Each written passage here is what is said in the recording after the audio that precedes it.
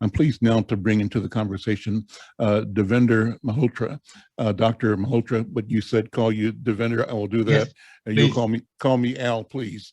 And Devender is the chancellor of the Minnesota State University system. And it's the state's largest provider of higher education. It's a system that has over 37 colleges and universities. And one of their priorities is to promote and to deliver on the notion of inclusivity and of excellence, ensuring that students get an extraordinary and affordable and accessible education. And they've got what I call a bold strategic vision. They call it Equity 2030. And the goal of it is to close the educational equity gaps across race and ethnicity, across socioeconomic status, and across geography in the next 10 years. So it's an ambitious goal, one that we're going to talk about in the course of this interview. Also, I wanted to have you give a chance to describe the system to our listeners and our viewers. And so much, we take things for granted. And this is a chance to dust the cobwebs off of our memory about this expansive and marvelous system and process that we all have access to. So Devender, talk about the value proposition of Minnesota State University system. Thank you. Thank you, Al, and thank you for this opportunity. As you said, Minnesota State Colleges and Universities is a system of 32-year colleges and 7 universities located in 47 different communities across the state in 54 different campuses, serving 330,000 students across the state. We are the largest higher education provider in the state. We are also the most diverse education provider in the state. We have close to 240,000 students enrolled on our degree programs and other credential bearing programs. And of these 240,000 students, 65,000 students come from communities of color or those of native origin. Close to 75,000 students come from low-income families. We have well over 80,000 students who are 25 years or over. We have close to 47,000 students who are first-generation college entrants. We have close to 10,000 veterans in our system. In all of these categories, Al, we have more students in these categories in our system than all other higher education providers in Minnesota put together. So we truly want to live into our basic proposition, and that is we are here to provide quality higher education experience accessible to all Minnesotans. And we are here to provide Minnesota the talent it needs for its economic, social, cultural vibrancy, not only for today, but also that of tomorrow. And in 2018, 2019, along that time period for a year, we took half a step back and spent a whole year thinking about organizing seminars, bringing in local experts, national experts, and asking ourselves the question, how's higher education changing? How can we adapt ourselves? How can we where the puck is going to be? How can we be ready for the future and for everybody, particularly those communities which traditionally have had very low participation rates in higher education? And out of that year-long rethink, which we entitled Reimagining Minnesota State, we came out of this bold goal called Equity 2030. We took to the board a vision, a shared vision across all our system, all our colleges and universities, that we commit that in each and every college and university, by the year 2030, we will close educational equity gaps as they relate to access and as they relate to student success. And yes, it is the bold goal, but the question is, why is this a problem to start with? Mhm. And again, going back to the earlier conversation you were having with Attorney General Keith Ellison, our colleges and universities are microcosm of broader society. When there are tremendous amount of disparities in income, wealth, employment, healthcare outcomes, when there are tremendous amount of disparities which emanate from historic inequities and oppression of certain segments of our population, particularly Black population and indigenous population. As a result of those historic inequities, there are tremendous amount of inequities in educational system too. And they start all through, and higher education is not immune to them. And our colleges and universities have been working on addressing these for a long time. That is why we are the preferred destination of students coming from these communities, such as Black, indigenous, communities of color, because they feel comfortable in coming to us. We are their preferred destination.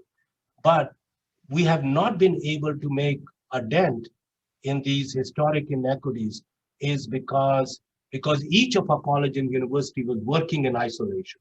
So we said, okay, let's try something different.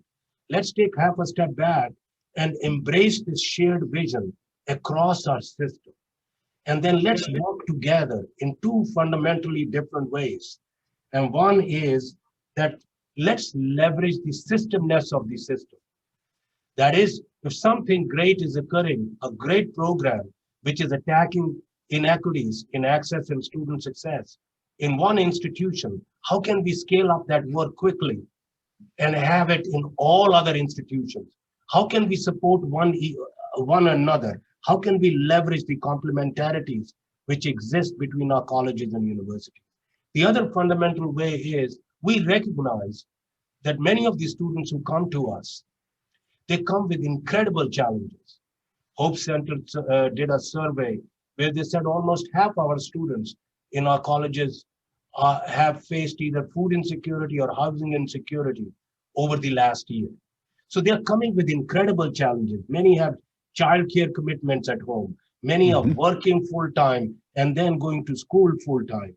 They are all come from with a lot of economic vulnerability, where a breakdown in car, a particular event, medical event at home will make or break whether they'll be able to stay in college or not. And so we recognize that we cannot solve this problem on our own. We are piece of the solution, but we are not the whole solution. So we said, okay, we will reach out to partners outside our institutions who are also focused on addressing these inequities. And we will partner with them and make those resources available to our students, so our students can then counteract their economic vulnerability. They can get some economic security, and they can get some help and resources to address food insecurity, housing insecurity, childcare issues, mental health issues which are outside the classroom, but which have an impact in the classroom, and how we can build those partnerships, link our students to those resources so they can get across the finish line.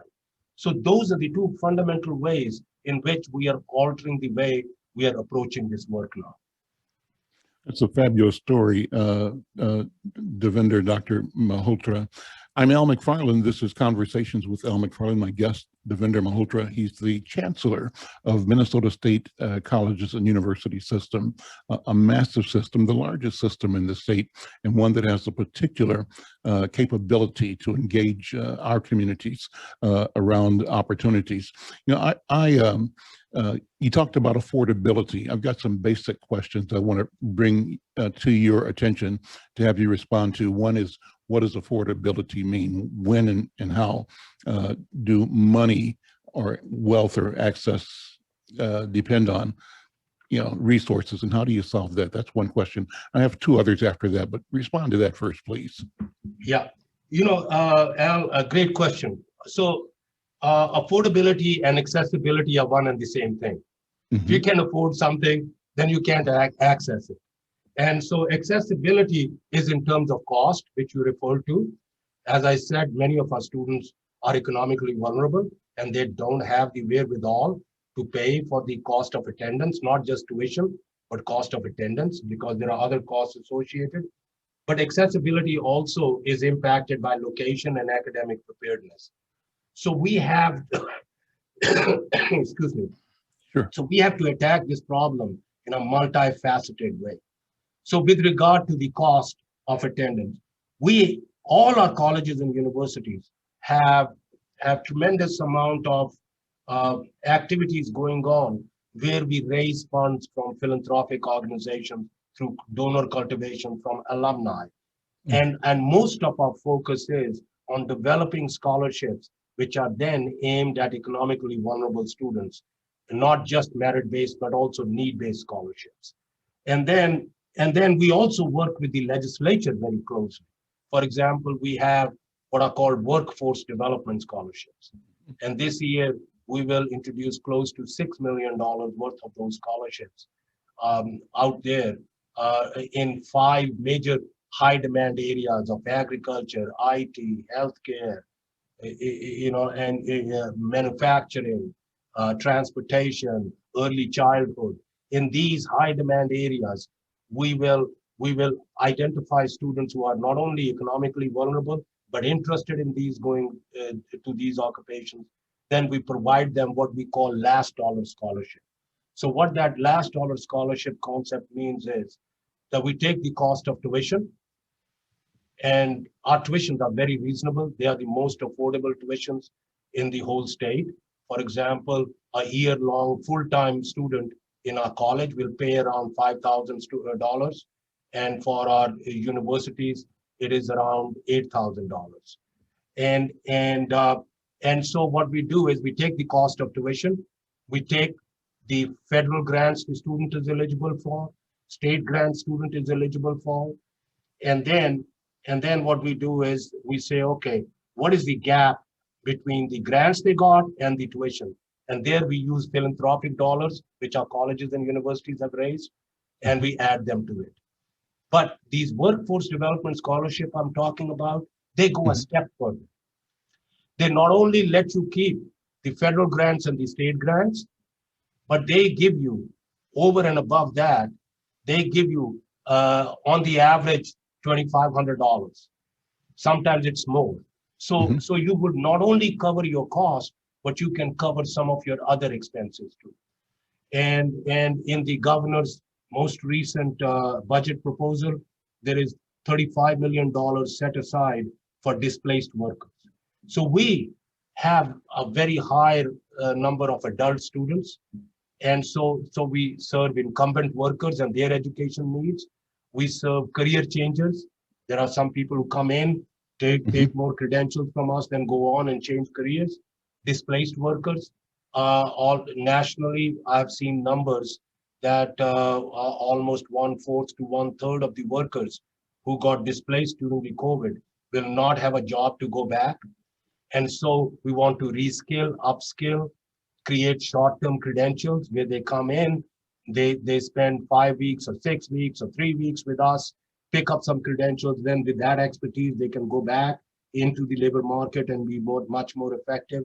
So there are a lot of different strategies we are adopting, which makes cost-wise affordable and accessible, but also this is available across location and across race and ethnicity. So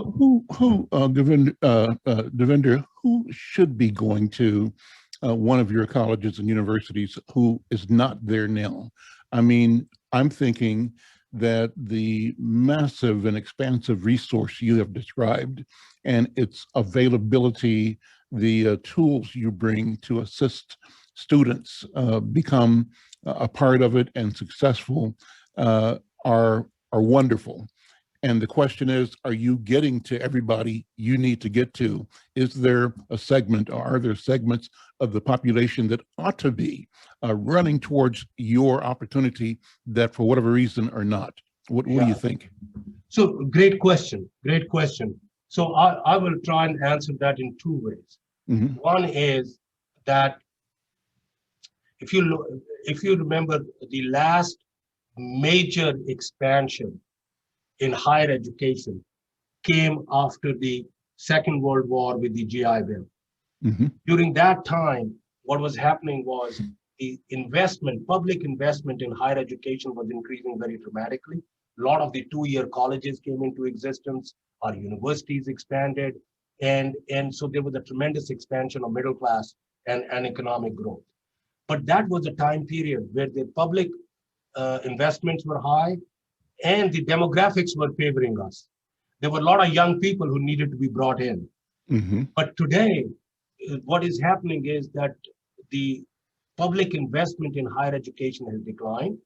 Minnesota has bucked the trend. I give credit to the governor and to our legislature. They have bucked the trend. In the last 6 years, we have actually started making up for some of the investment which we lost in the previous 20 years. But we are still nowhere near where we were in the early 200s. And so in that context, we would need more strategic investments to build the capacity, because where is the pent-up demand today?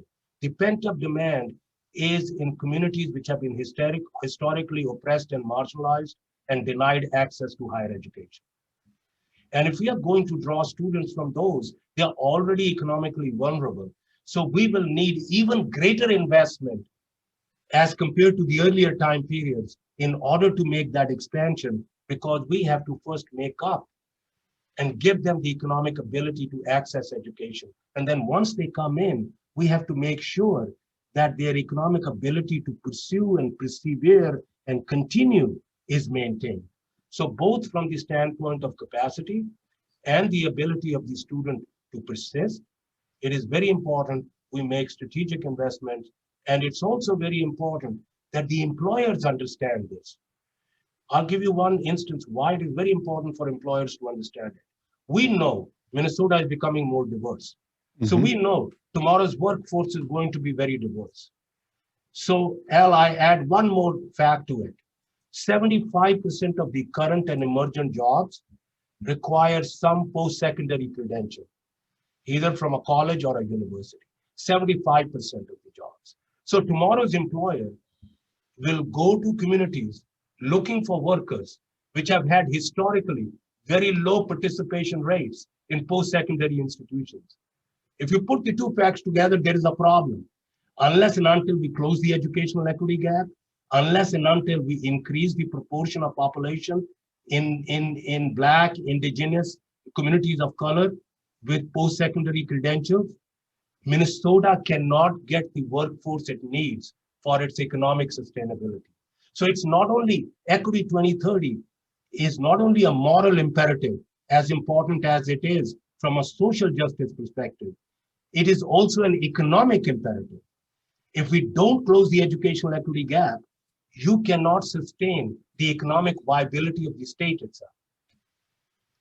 And so we're at a particular sort of inflection point on the question of the impact of COVID-19 on the economy of the world and of the nation, and its particular impact on communities that we're talking about, where the people that work are more often than not what are termed first responders or essential workers. They drive the buses, they do the necessary work to keep a city or an institution running. They're more exposed. Uber drivers, taxi drivers, etc., nurses, CNAs.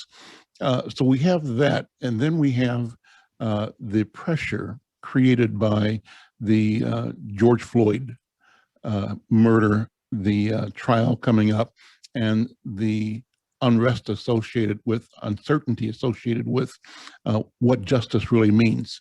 Can our society really deliver justice for all of us in a history that lets people say with some accuracy that we have failed in history and our culture, in both places. So are we at a place though right now where we can do things as the president is saying, by going big to make major change in these areas that you're talking about of inclusion and addressing the potential for a problem expanding, attacking that in a way that brings that out of the problem category into the solution side. What do you think? Yeah, no, great question. But before I get to the question, to your last comment you made in your question is right on the mark. For too long, institutions of higher education have been asking themselves if the students are ready for us. We have to change that. We have to start asking the question, are our institutions, our colleges and universities ready for the students who need to be educated? Mm. And the second one is that we have spent too much time in a mindset where we are saying, how can we help our students overcome their barriers? Why don't we start asking ourselves the question, why are there barriers to start with? And how can we eliminate the barrier? Then we don't have to help them overcome the barriers. And again, I mean, to your earlier point about pandemic and national reckoning around race relations, the two are not unrelated. Our goal for Equity 2030 preceded COVID-19. We had made this commitment in June of 2019, and when in 2020, March of 2020, COVID started, it made our goal even more daunting. Why? Because COVID disproportionately impacted the historically oppressed and marginalized communities. Those fissures in our society, those insidious nature of systemic racism, which this society has experienced, sustained over 400 years. It took the most ugly and grotesque representation in repeated incidents of police brutality. But I think beyond that, even in historic inequities, when as a result of COVID, it became, we went, for example, to offering classes remotely rather than in person. Mm-hmm. Then segments of society which are economically vulnerable, segments of society which do not have access to technology, which do not have access to Wi-Fi at home, which again, those issues of food insecurity, housing insecurity, expenses around childcare, they all magnified.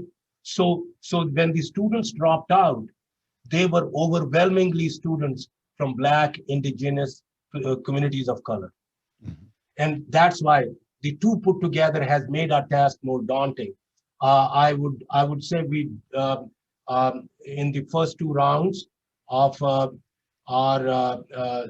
federal government on the COVID relief bills, and the third one, there would be some temporary help coming to our colleges and universities in order to deal with the expenses of COVID and support our students who stopped out and try to bring them back so they can continue on their educational journey. But I have to say, one lesson which I learned, and that is the good side, if there is a good side to COVID, and that is the creativity, the ingenuity, and the innovation of our faculty, staff, and the perseverance of our students was most obvious.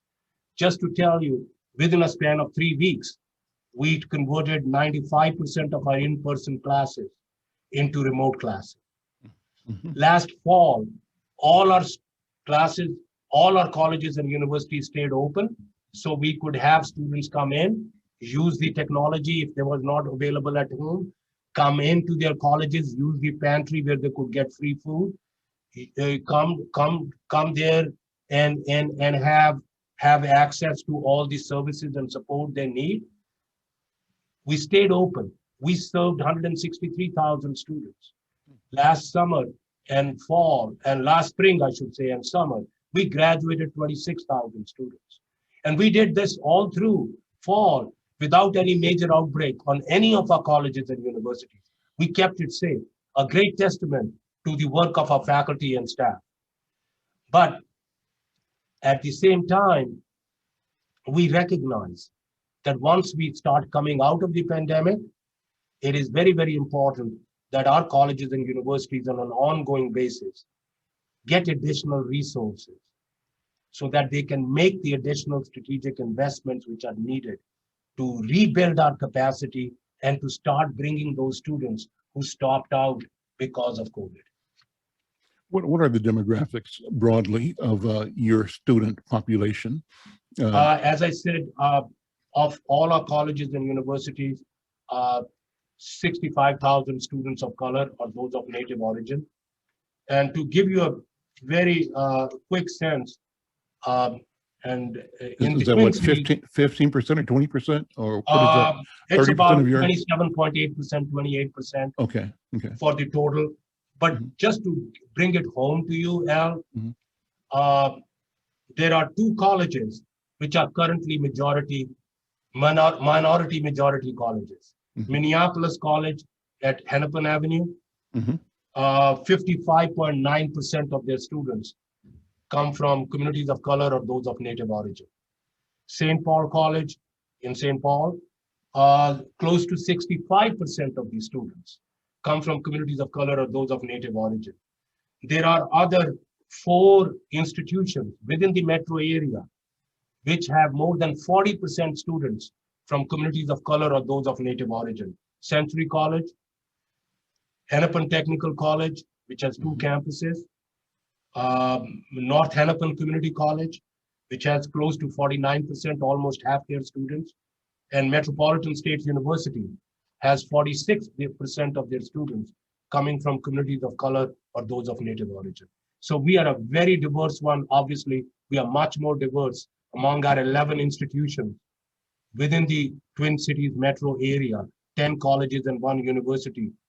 Together, those 11 institutions have 95,000 students enrolled in them. So we are the biggest education provider, not only in the state, but also in the Twin Cities area. So who should, how do we encourage people that are listening or watching to sort of go through their personal assessment or checklist and decide that your institution should be the right one for them? How do we get people thinking that way? What do you think? Thank you for asking that. I think the easiest way to get information is they can go on our website, which is www.minnstate, Minstate, MINNSTATE at no, let me rephrase that. www.minstate.edu. There we go. www.minstate.edu. And the other one is, as I said, we are in 47 different communities and 54 different campuses. And just walk in any of our institutions and or go to their website, and there will be an individual available. If you come to our minstate.edu, which is our central website, we will assess and see what you are looking for and then connect you to the right college or university. Devinder, I have to tell you that I really am enjoying this conversation with you, and with the passion and the clarity and the expansiveness of your discussion of things that affect people on a personal, individual level, but that in the context of a broader, grander mission, which acknowledges the challenges that we all face, right, in community and in the country and in the world. But you bring it back to the specific opportunity that individuals and families can embrace and strengthen and prepare themselves with and through. Let me ask you, I ask my guests all the time, what your personal story is. How did you come to this work?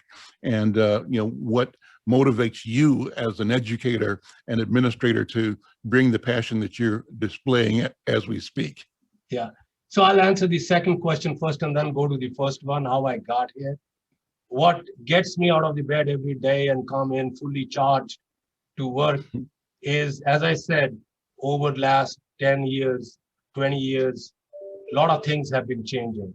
The context in which higher education operates is changing. Our demographics are changing, who our students are, how they learn is changing. It is changing our teaching and learning work. And then closing of the educational equity gaps, that is critical, not only from a social justice standpoint, but also from an economic imperative.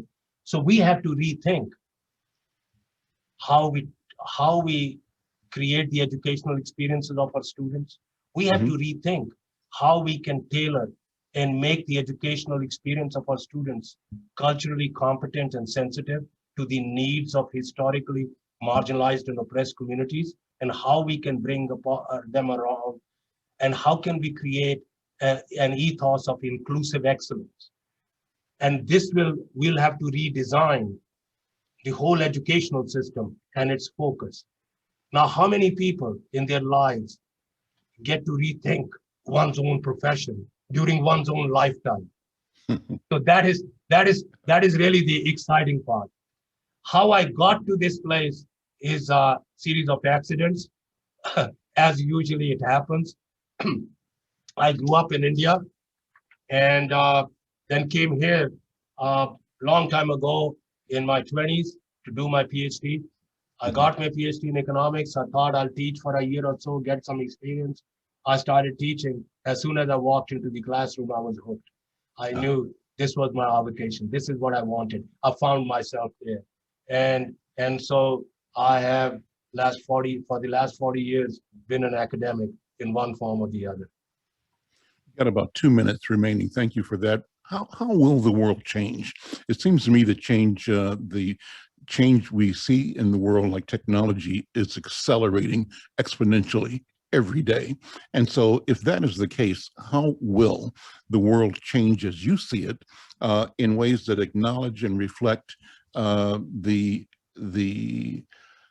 population of the planet? Sure. The history is that our experience is Eurocentric, or comes out of a white, colonial, imperial framework, but that is changing. It is being challenged both from within and throughout the world. Where are we going as you see it, Devinder? Great question. So, Al, as you alluded, there are a lot of disruptors right now in a lot of different parts of our societal work. One is technology, which is changing very exponentially. Then the knowledge of both the physical phenomena, the world around us, and the human phenomena, our body.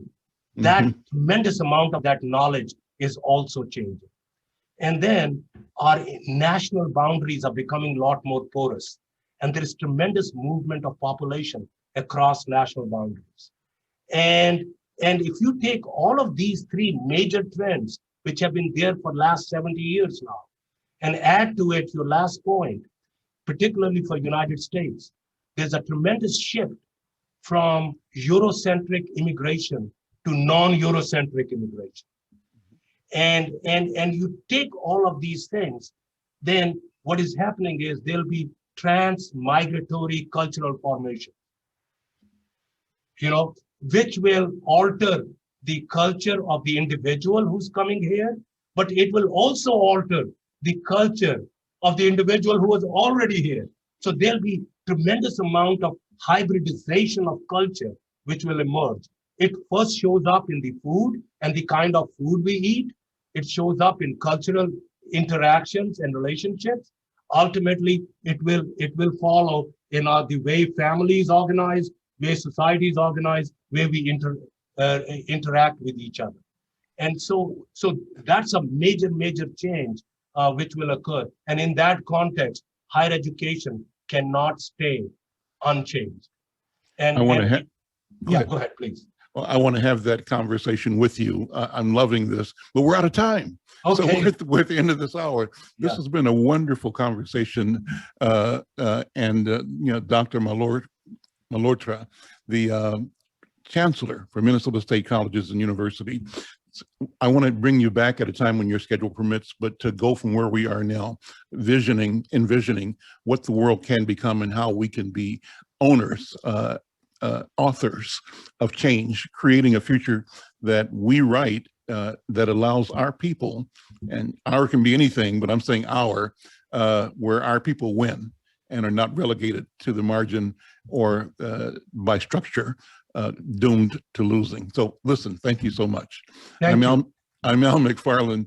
We're out of time. Thank you for listening. We'll see you next week. Thank you very much. A delight to be here today.